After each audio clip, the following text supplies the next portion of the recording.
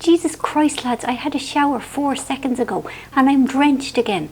I mean, it's just, like, look at the state of my hair. It's gone all curly and frizzy and awful because of sleeping in the heat, or not sleeping in the heat. Now, I have to tell you something that happened on Friday.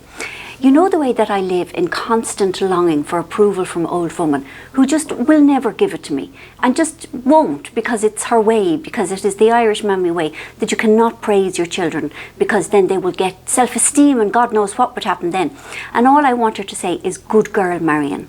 Well, anyway, on Friday something happened and she actually said, aren't you a great girl, Marian? And I'll tell you what it was. Right, on Friday she was over here because they come to my house now on a Friday, as you know, and except there's very few of us left now because of the Redders and their karat and people being away for the summer and all. And on Friday, even though it was still absolutely roasting, it was also raining.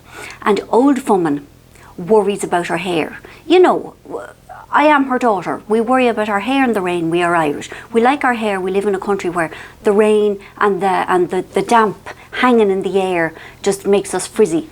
So old woman has an incredibly codependent relationship with umbrellas, so much so that I'm going to tell you, and this is completely true, and anyone who knows my family will tell you that this is the truth. My mother is a lovely woman and a very decent, devout, good woman, but something about umbrellas sends her bananas. And a very long time ago, when my brother Ty was about, I'd say about 10 or 11, old woman had cause to buy an expensive umbrella. Now this would be 35 years ago, and she still tells the story. She was in town and it started pelting rain and she was outside Switzer's, which is a very fancy, it is no more, but it was the fanciest department store in Ireland. This is how long ago it was. And she had to go in and spend £5 on a fancy umbrella. £5 was a lot of money in them days. That would have been back in the 80s. Hang on, let's check. Wasn't it back in the 80s? Jesus, it might have been 1983. Anyway, we won't dwell on it. And so anyway, she comes home and, you know, and she's cross because, you know, she hadn't wanted to spend that kind of money on the umbrella. And anyway, Tyg and his friend, who I can't even remember his name anymore, and I will explain why in a minute, because the friend, it was still raining when the friend was leaving. Now, I don't know, Tyg denies it, but old woman insists that it's true, that the friend took the umbrella and never brought it back. Now, this friend of Tyg's is still in Tyg's life. Like, we know him. Like, I go to his mother for legal stuff. And but our family have completely forgotten this chap's name because old woman has since referred to him as the umbrella stealer. And this is true. Like, this is 35 years later. And people say things like, well, who was there? Well, Tyg, Neil, the umbrella stealer, and that's just his name, you know. And was the umbrella stealer's girlfriend there? And I say things like, listen, I'm just going down to the umbrella stealer's mother to get this thing signed.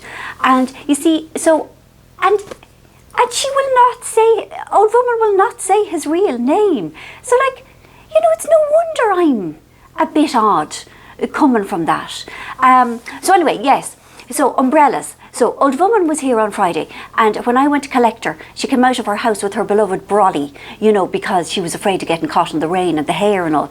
And then she put her brolly on my hall table. And then I was driving her to Bridge at 7:10, and we go out to the car, and suddenly I go, oh, Ma'am, your umbrella. And she goes, oh, my umbrella. She goes, aren't you the great girl, Marian?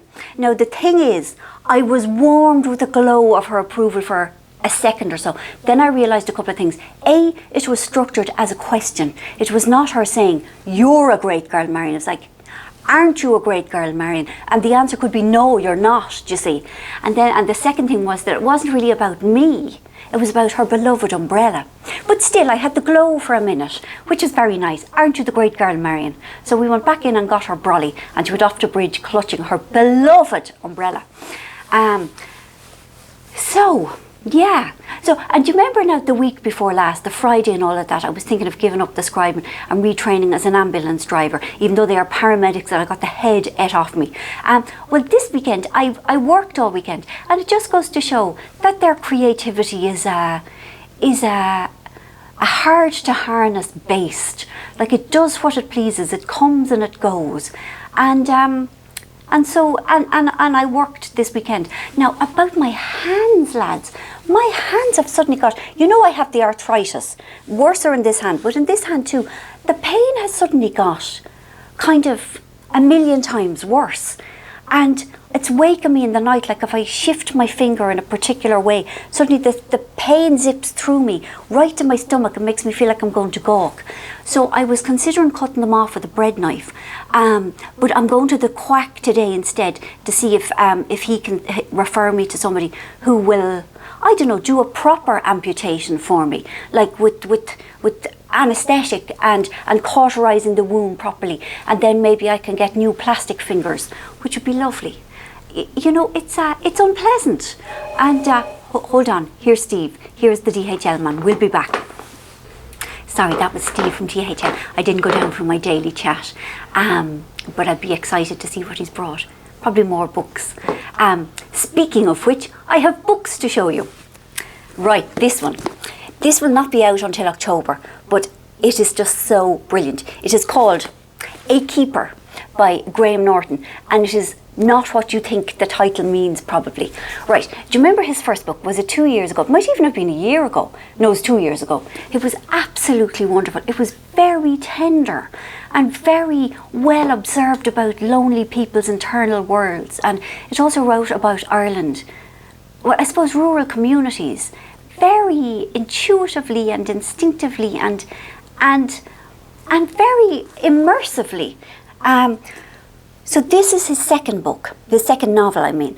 And so it starts, and you think you're going to get more of the same, like small Irish town, you know, people back in the past, but still, I was really enjoying it. And then fairly early on in the book, it goes totally different.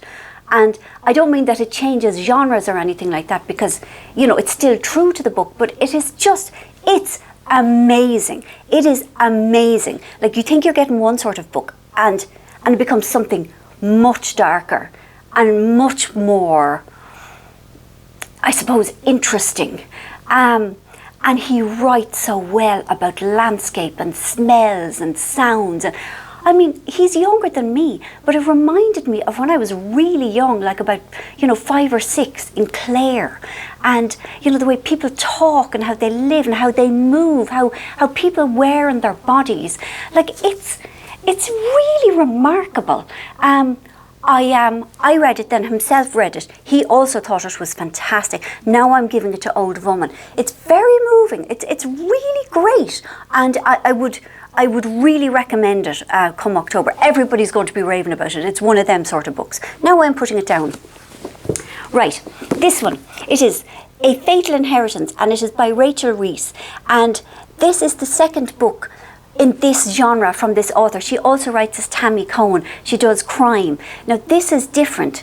This is set in 1948 in the south of France, in the Riviera, and it's about this poor English woman who lives this kind of very dull, drab, flattened down, nailed down life, and suddenly out of the blue she gets left part of a fabulous house in the south of France, and off she goes, and it's just so enjoyable.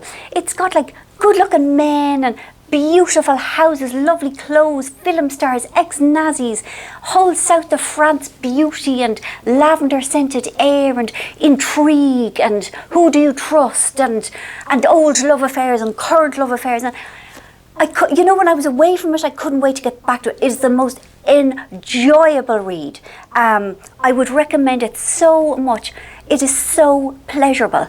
And another thing about her is, a lot of people who write books about France or set in France kind of throw in French sayings like joie de vivre, and this doesn't. This is not pretentious. I think a lot of people try and bump up their books about France, and especially if there's paintings in it as well, they try and make it to appeal to the kind of people who are very insecure about what they read, if you get me. There's a certain type of book called faux-brow, where it's a very nice book, but it gets elevated to being regarded as something different if they write about classical music, or if they write about painting.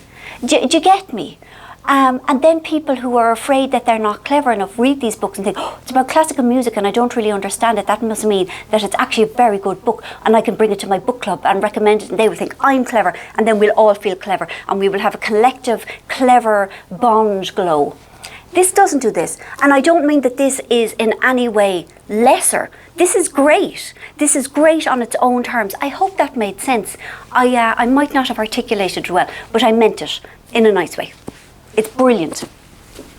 Now, The Poisoned Bed by Elizabeth Fremantle. I see she has changed her name. She is E.C. Fremantle now. Sometimes people do that because people don't read, you know, because men mightn't read. And that's what it is. That's why J.K. Rowling did it. Anyway, this fabulous writer writes historical fiction. Her first book is The Queen's Gambit. She's written, this is her 5th novel.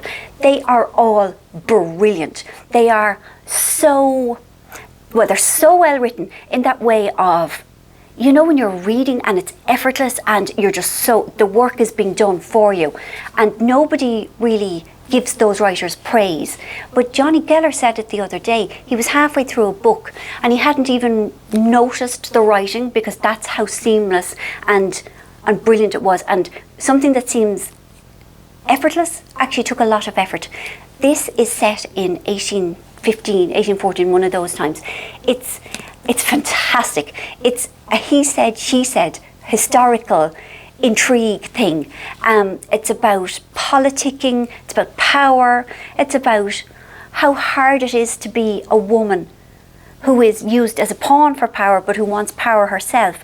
But, I mean, and it's very believable. There isn't one mention of marchpane, which is my personal bugbear when it comes to historical novels.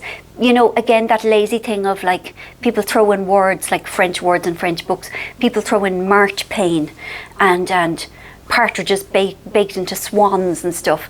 Kind of tropes that just feel a bit laboured. There's none of that. It is dark, it is taut, it is tense, it is gripping. It's a love story.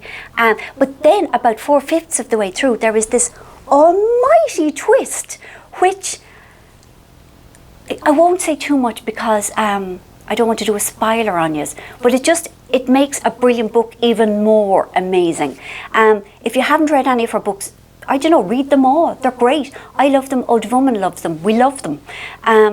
They're superior. That's a funny word. It's just really good. I really, really, really, really love her. Great for your holidays. Great for any time. So now, I am sorry about last week. Himself was up a hill. And look, now next week, we will be doing a short film, but it will be on the Monday. It will be late. And I explain, and I have to explain and apologise to Himself for this. Himself is going away to the WOMADs, which is the World of Music and Dance. Yeah, is it? Something like that. He's going away with his brother, and they are going to dance in a field late at night to music. Each to their own, and look at, oh, and drink beer, he says. Yes, very good. And Himself worries that you might think that he is a bad himself, always off on skites and having lovely times and stuff, while I am stuck at home scribing and pulling my hair out. It's not like that at all. He is an excellent himself. He is the goodest person. He's one of the finest people I know. And I wouldn't begrudge him anything. And he is really good to me. So don't judge him too harshly, because he's very, very good to me and devoted, and he is entitled to his time off away from me. And even though like he doesn't want to be going away from me, no he doesn't, he's shaking his head, but he needs manly time to dance in fields and drink beer and that sort of wave glow sticks or whatever he do, you know. I want him to have a nice time because he is good. Anyway, on we go in this accursed ruddy heat, and I will be back to you on Monday, late as I say, but with you nonetheless. Have a lovely week. Take them, what are they, L'Occitane, that lovely cooling gel. I'll put some on now. I have some in the fridge. I'll show you a picture later. Thank you. Bye.